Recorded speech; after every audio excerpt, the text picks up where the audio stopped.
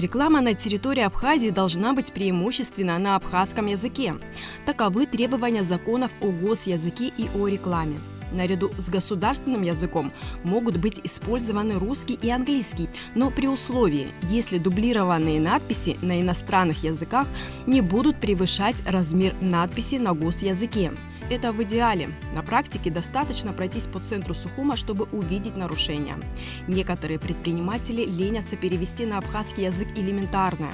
Слова «магазин», «аптека», «парикмахерская», «меню в ресторане». Такое положение дел тревожит специалистов, да и всех, кого волнует этот вопрос. Ситуация, конечно, очень сложная, потому что, вы знаете, наше управление имеет контролирующие функции. Мы можем фиксировать, контролировать, смотреть и обращаться в прокуратуру. Но не проработаны, не выработаны механизмы наказания, так можно сказать, какие штрафы. И нет закона, как нам объяснили, который бы регулировал. Мы можем смотреть, контролировать, предлагать свою помощь в правильном написании, но прокуратура – это надзорные функции, и они потом могут обратиться в суд. Но это не работает. Закон, надо в закон пересмотреть тоже закон о государственном языке, в том смысле, что там сроки уже давно прошли. Надо, конечно, подзаконные акты, выработать механизмы, наполнить закон, делать конкретно, какое наказание понесет человек, нарушивший, например, закон этот. Если это будет сделано в дальнейшем, конечно, мне кажется, можно упорядочить. Больше всего мы замечаем нарушение рекламы, связанной с рекламными баннерами. Это классический рекламный баннер размером 6 на 3 метра, который устанавливается вдоль трасс. Но это та реклама, которую мы больше всего замечаем. Однако есть большое количество элементов этой самой рекламы, небольшие стенды, да, небольшие вывески, на которые мы не обращаем большого внимания за счет того, что они небольшого размера. Однако, если посчитать статистику, я уверен, что именно там будет гораздо большее количество нарушений, так как их просто физически даже в разы многократно больше, чем тех же больших крупных баннеров. Соответственно, и там, да, по мере порядка, то есть по мере развития этого направления, мы должны еще больше внимания учитывать вот таким вот уже, казалось бы, мелочам, то есть то, что касается тех же меню, да, разных родов там, путеводителей. Очень много элементов рекламы, на самом деле, и всех, наверное, их не перечислить. Но вот это, на мой взгляд, сейчас, конечно, такой точной статистики, наверное, ни у кого не будет, потому что для этого требуется провести очень большую исследовательскую работу, и, возможно, ее и стоит провести, да, чтобы понимать, где именно делать акцент. Однако та самая вот, да, реклама на баннерах, она более заметна, и жители в основном жалуются именно на нее. То есть так как они регулярно проезжают какие-то участки трассы, на которых, собственно, размещены большие стенды. Разрешительные документы на установку рекламных конструкций, их демонтаж, обращение в прокуратуру при нарушениях – всем этим в администрации столицы занимается рекламный отдел. Здесь также отмечают, что нарушений много, в том числе и в части использования госязыка. При выдаче разрешений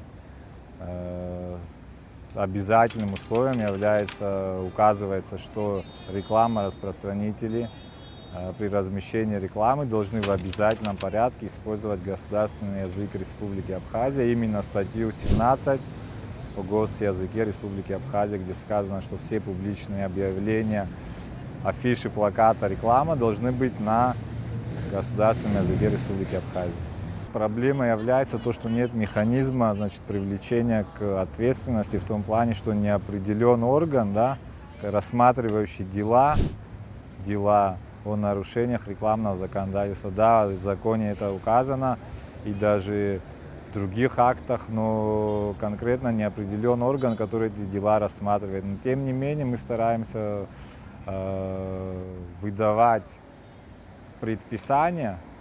То есть в предписаниях это предупреждение, где указывается, что нарушается требования закона о госязыке и указывается срок, в течение которого это должно быть устранено. Там не только государственный язык, там и место размещения неверное может быть, или просто установлено без разрешения главы города, или установлено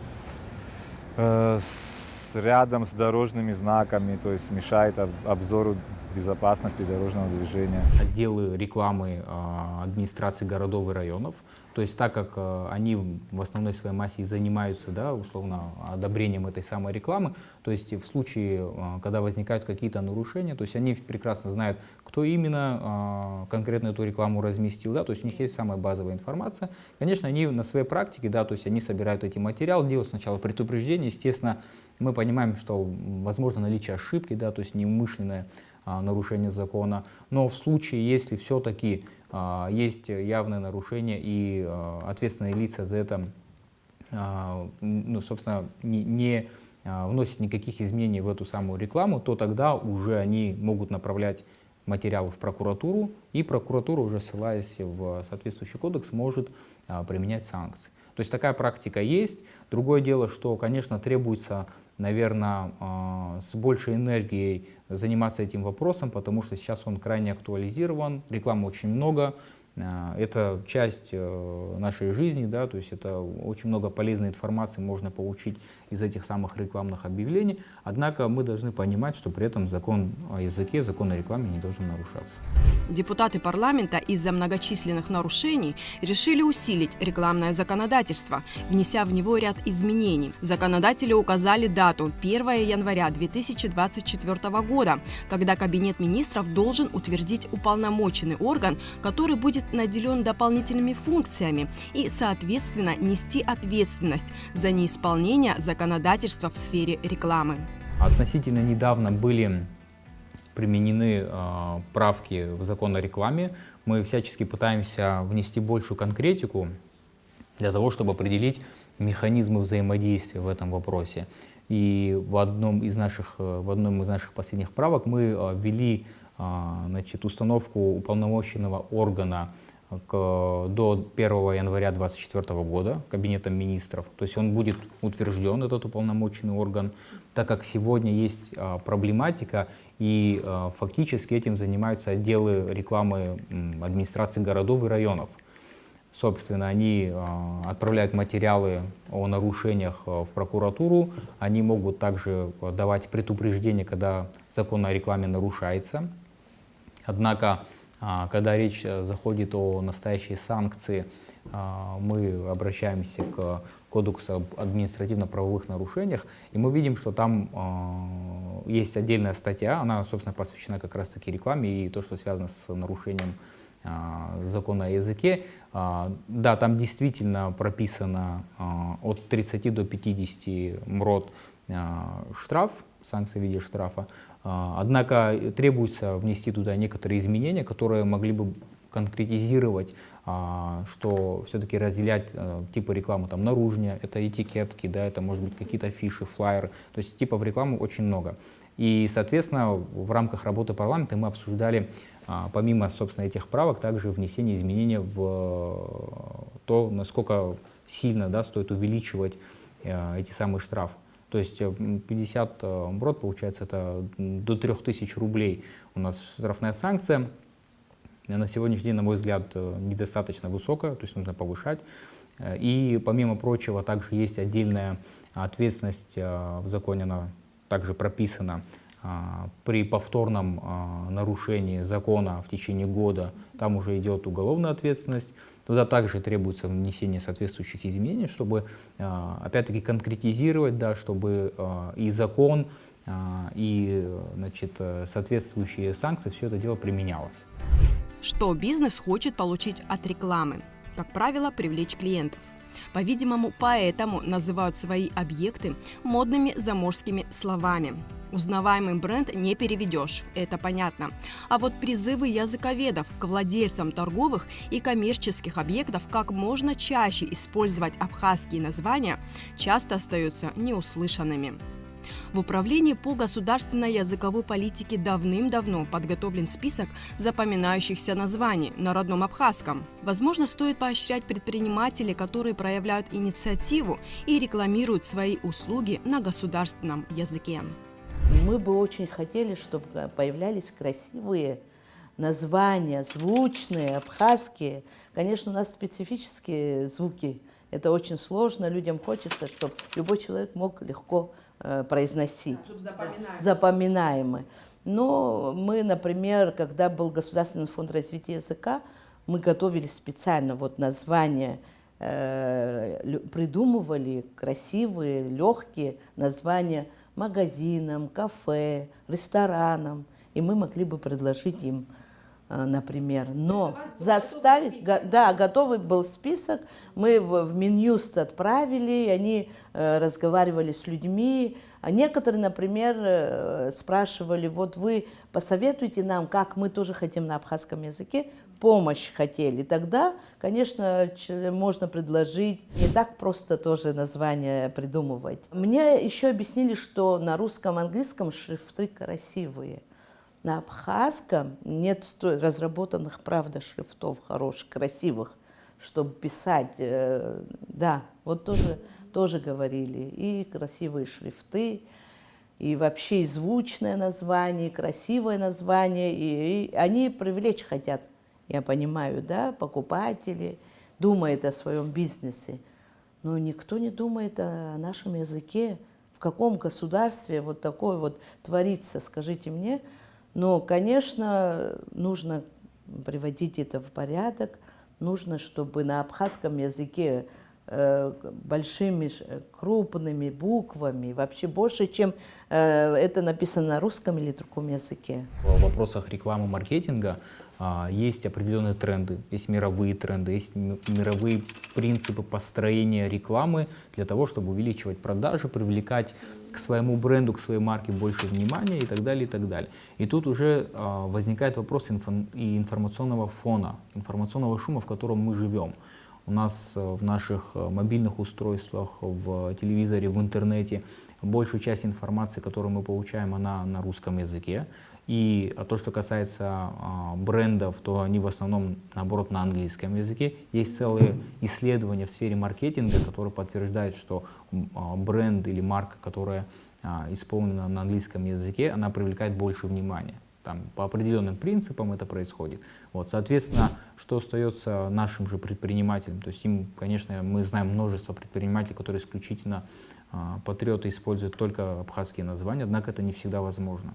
Это, правда, не всегда возможно. Есть для этого целый ряд условий. И вот так вот жестко принять какой-то список и обязать граждан и предпринимателей использовать именно его, это может быть не совсем и верно. Ну, вы, наверное, имеете в виду известные бренды, да? Дело не только в известных брендах, на самом деле, если любой человек, который создает свой собственный бренд, да, то есть, да, это было бы здорово, например, как есть там бренд Абга, да, просто первый, который пришло в голову, классное название, и, соответственно, есть и другие бренды, которые на абхазском прекрасно воспринимаются, да, они звучат и так далее. Для этого надо проводить определенную работу, причем как там со своей аудиторией, да, со своей клиентской базой, но есть, как еще раз говорю, да, тренды, мировые условные такие стандарты, да, негласные, о том, как именно вести маркетинговые рекламу, да, то есть как вести маркетинговые кампании. И там уже мы видим, что очень часто использование там английских названий, причем не русских, именно английских названий.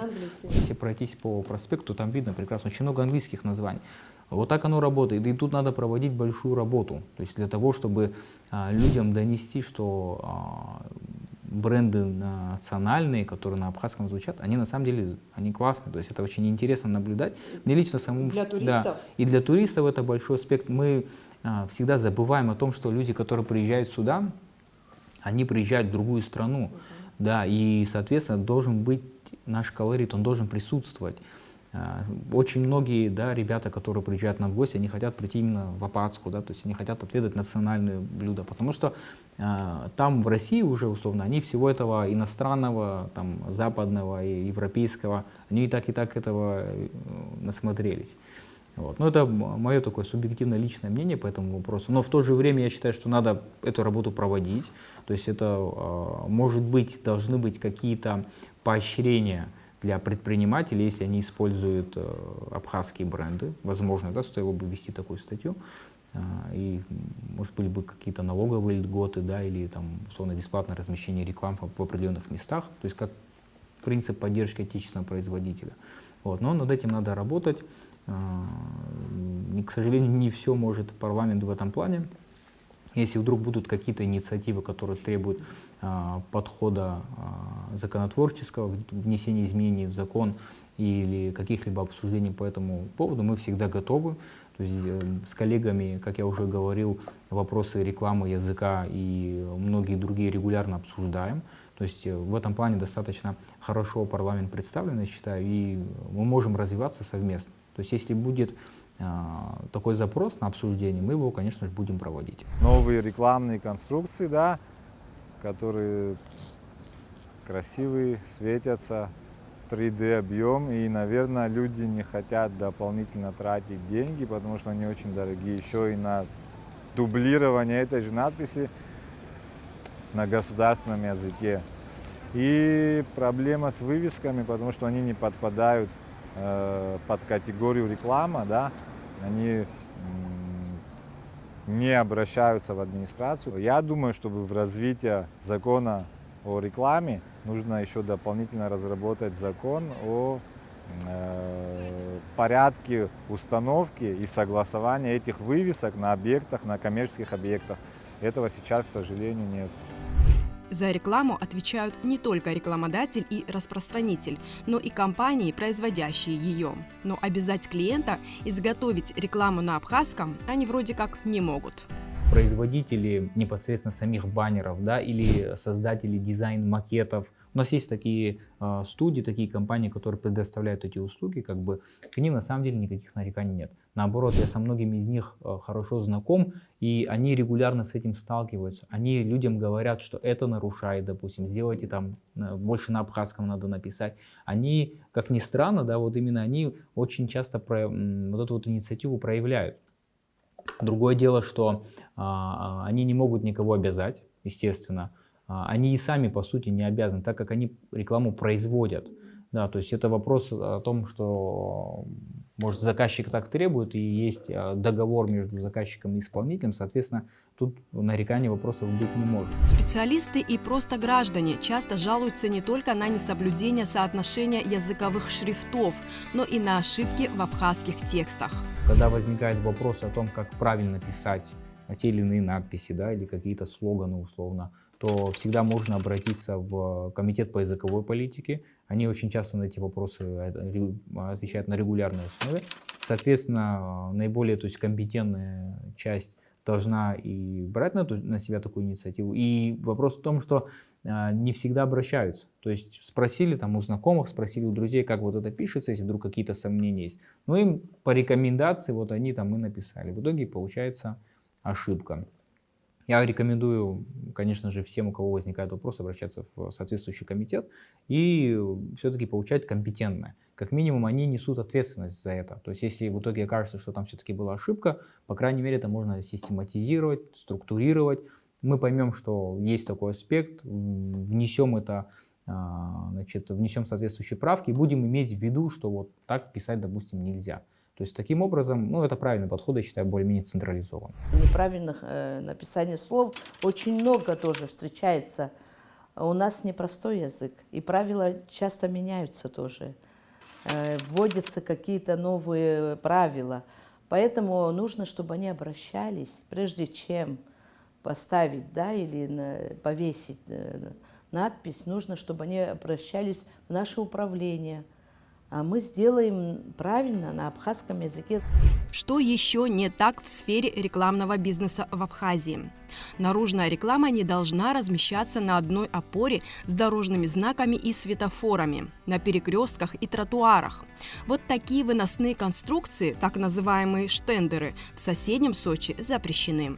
У нас же они стоят на тротуаре чуть ли не возле каждого магазина. Мельтешат у обочины проезжей части нестандартные рекламные конструкции по типу вот таких надувных фигур, отвлекающих внимание водителей. Изменения закон Республики Абхазия о рекламе, которые как раз касаются расстояния между рекламными конструкциями и дорожными знаками, минимальное расстояние. Фактически со всех перекрестков сегодня убрали рекламные конструкции и отдали приоритет светофорам, дорожным знакам. Кроме того, сейчас у местных органов появляется больше полномочий в плане того, что вводится понятие демонтаж. Этого раньше тоже не было, то есть раньше для того, чтобы убрать рекламную конструкцию, нужно было пройти 3-4 инстанции, не связанные с администрацией, то есть, скажем, в прокуратуру, еще в другие органы. Сегодня фактически по новому законодательству местные органы власти имеют право после предупреждения демонтировать рекламную конструкцию, не обращаясь в другие органы. За весь период, скажем так, рекламные конструкции, которые не соответствовали законодательству, демонтировано около 75 и выдано около, если не ошибаюсь, 30 актов. Это за какой Предписаний о ликвидации нарушений. За какой срок? Скажем, за последний год. С теми, кто обращается в администрацию, получает официальные разрешения, и, соответственно, они оплачивают и рекламный налог, так называемый, и работают официально, с ними фактически проблем не бывает. Проблемы возникают, когда открываются частные, торговый объект, автомойка, служба такси. Они по факту не реклама-распространители, но они устанавливают рядом со своим объектом рекламную конструкцию. То есть они не обращаются в администрацию или обращаются по другому вопросу, по открытию объекта. Но там вот касаемо рекламы не учитывается. И если вот эта категория, значит, получается, предприниматели, в основном они нарушают законодательство. Очень много сейчас стало модно почему-то на автомойках надувные, надувные конструкции, надувные объекты устанавливать. И это зачастую, чтобы привлекать внимание, понимаю, но она устанавливается за пределами автомойки самой, на пешеходном переходе, что является тоже нарушением. Почему так важно, чтобы центральные трассы не были загружены рекламными щитами? Основной приоритет это отдается безопасности дорожного движения. Поэтому, если мы посмотрим пример даже соседних городов, других городов за границей, тот же, например, Адлер, когда мы едем по объездной дороге, мы фактически не видим там ни одной рекламной конструкции. Там есть только дорожные знаки и указатели направления движения. Но нет рекламных конструкций, тем более, которые на железных опорах, потому что это противоречит требованиям безопасности. Водители часто сбивают с толку мигающие зеленые кресты над аптеками, расположенными также у проезжей части дороги. Владельцы этих конструкций не всегда реагируют на требования убрать их. Возможно, изменения в закон о рекламе, ужесточающие условия размещения и эксплуатации всех рекламных конструкций, дадут результаты. А еще появится госструктура, которая будет контролировать все, что происходит в сфере рекламного бизнеса, в том числе, как используется государственный язык в рекламе.